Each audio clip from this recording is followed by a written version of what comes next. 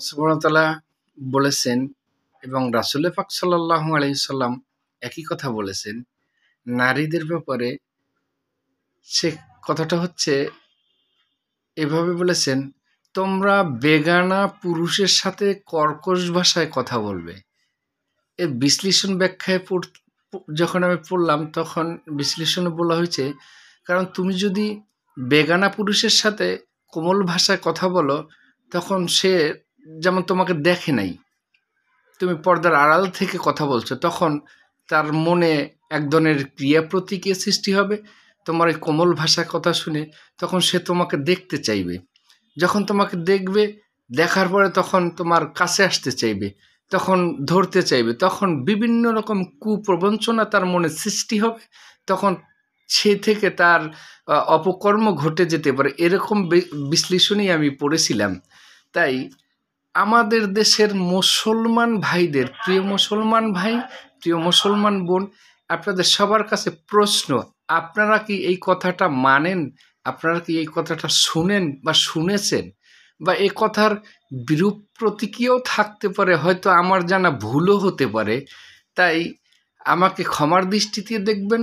আমি শুধু চেয়েছি আল্লাহ সুবহানাহু ওয়া তাআলার বাণী পৌঁছানোর জন্য, রাসূলের সুন্নাহ পৌঁছানোর জন্য, রাসূলের আল্লাহর হুকুম হাকাম, রাসূলের হুকুম হাকাম পৌঁছানোর জন্য। তাই আমি ঠিক বাস্তব এই রূপটাই দেখেছি, বাস্তবতা। তো কাজেই সেইভাবে আমাদের চলা উচিত, ডিস্টেন্স মেনটেন করে সবার চলা উচিত, নারী হোক পুরুষ হোক। যে একটা অপকর্ম ঘটবে সেরকম সিচুয়েশন তৈরি না করা। আর যদি সেরকম সিচুয়েশন তৈরি করে তারপর বলি যে কেন আমি ঠিক থাকতে পারবো না, কেন আমি এটা করতে পারবো না, এইটা হচ্ছে কি এক ধরনের ইবলিশের সুন্নত।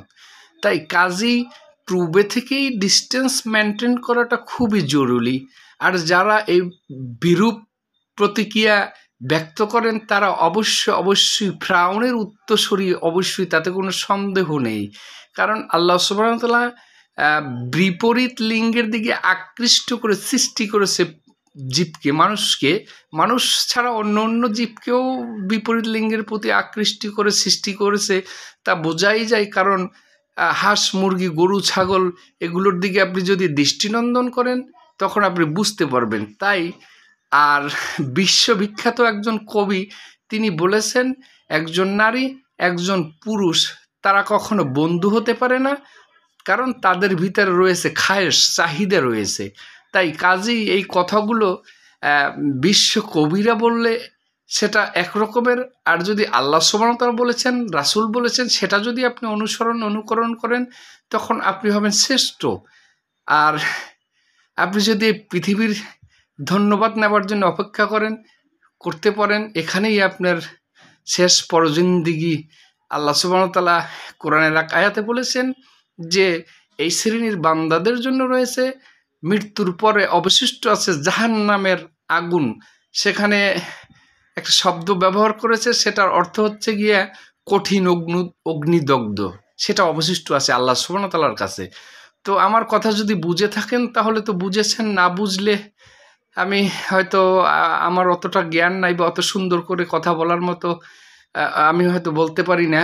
তাই সবার কাছে ক্ষমা প্রার্থনা করছি। প্রিয় মা বোন, সবাই ক্ষমার দৃষ্টিতে দেখবেন, অন্তর দিয়ে অনুধাবন করার চেষ্টা করবেন।